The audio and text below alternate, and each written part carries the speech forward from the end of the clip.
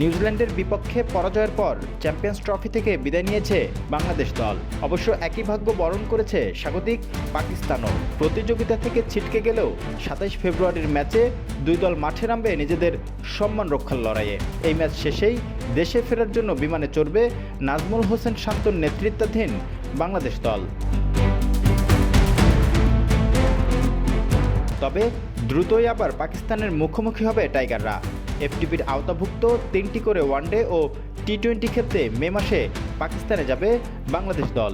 শুধু তাই নয়, মাস দুয়েকের মধ্যেই আবারও পাকিস্তানের মুখোমুখি হবে টিম টাইগার। তবে সেটা পাকিস্তানের মাটিতে নয়, খেলা হবে টাইগারদের হোম গ্রাউন্ডে।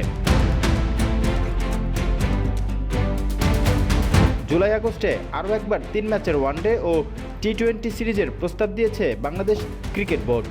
দুবাইয়ে চ্যাম্পিয়ন্স ট্রফির ম্যাচ চলাকালীন সময় পিসিবির প্রেসিডেন্টের সঙ্গে আড্ডায় বসে এমন প্রস্তাব দেন বিসিবির সভাপতি ফারুক আহমেদ, যে প্রস্তাবে রাজি হন পাকিস্তান ক্রিকেট বোর্ড।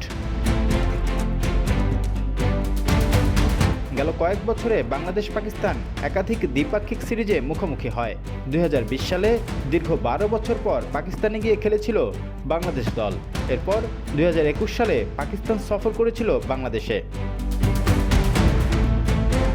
সর্বশেষ ২০২৪ সালে শান্তর নেতৃত্বাধীন দল পাকিস্তানে খেলতে গিয়েছিল ২টি টেস্ট। সাম্প্রতিক সময়ে দুই দলের দৌরাত্ম্য আরও আকর্ষণীয় হওয়ায় আসন্ন সিরিজগুলোতে বাংলাদেশ দল কেমন পারফর্ম করবে সেটাই এখন দেখার বিষয়। নতুন এক রোমাঞ্চকর অধ্যায়ের জন্য অধীর আগ্রহে অপেক্ষা করছে ক্রিকেট প্রেমীরা।